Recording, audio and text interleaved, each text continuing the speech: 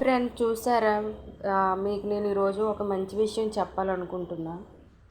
Actually ఈరోజు Friday అని చెప్పేసి పులిహోర చేసుకుందాం కదా అని చెప్పేసి రైస్ పెట్టిన తర్వాత ఏమైందంటే అది పోపు పెట్టేటప్పుడు అడిగిన కొంచెం రైస్ మాడినట్టు అనిపించింది అని చెప్పేసి దాన్ని నేను ఏం చేశానంటే సరే అది డస్ట్బిన్లో పడేద్దాంలే కదా అని చెప్పేసి వాటర్ పోసి పెట్టేస్తే అది వాటర్ పోసిన తర్వాత రైసు నీట్గా బాగా కనిపిస్తుంది అనమాట. ఉడికిన అన్నం కనిపించేసరికి ఇలా ఉందన్నమాట. అసలు మాడినట్లే లేదు, బాగా ఉంది.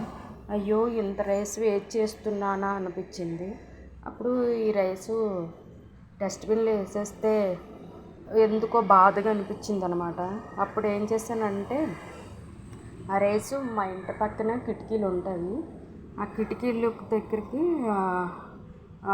చిన్న గట్టు ఉంటే ఆ గట్టు మీద వేసేసరికి అక్కడికి చాలాన్ని పావురాలు, అది తినడానికి చాలాన్ని పావురాలు వచ్చాయి అనమాట. అది ఆ పైన ఉన్నాయి చూడండి పావురాలు. నేను చూసేవి ఎగిరిపోయాయి అనమాట అక్కడికి.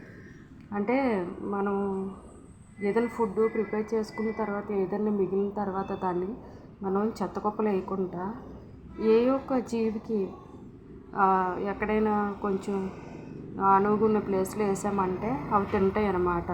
ఇలా చేయడం వల్ల ఏంటంటే ఫుడ్ వేస్ట్ అవ్వకుండా ఉంటుంది, అలాగే ఇతర జీవుల కడుపు కూడా నింపినట్టు ఉంటుంది.